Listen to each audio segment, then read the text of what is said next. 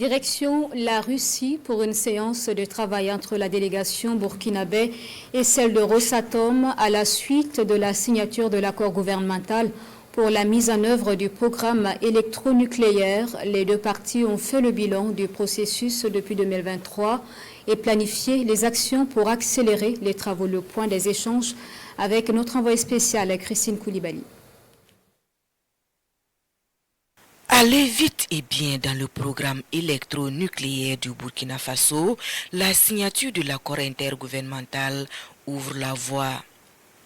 À cette rencontre entre la partie burkinabé et Rosatom, il est question d'évaluer le chemin parcouru depuis 2023 et surtout de planifier les actions futures. L'accord lui-même constituait un peu un facteur bloquant, étant donné que nous avons pu parachever, signer cet accord.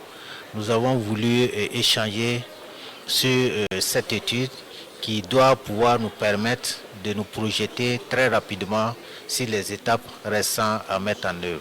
Les prochaines étapes du processus seront donc consacrées aux études techniques préalables en termes d'infrastructures. L'un des préalables, c'est également la création d'un environnement social favorable à l'implémentation du programme. Là-dessus, nous nous sommes accordés qu'un accent particulier doit être mis sur la formation du personnel.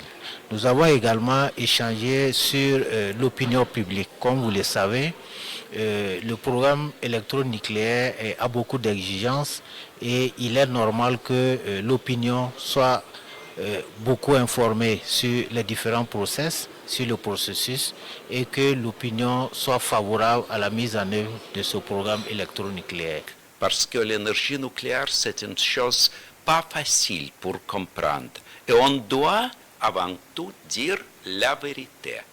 Mais dire la vérité, utilisant la langue compréhensible.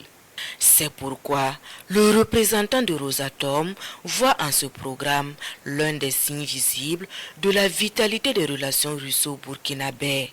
Les projets de ce type, on peut réaliser seulement avec les pays amis, avec qui on a une confiance complète. Les deux parties se sont quittées en se donnant rendez-vous les mois de septembre et novembre prochains pour la suite des travaux.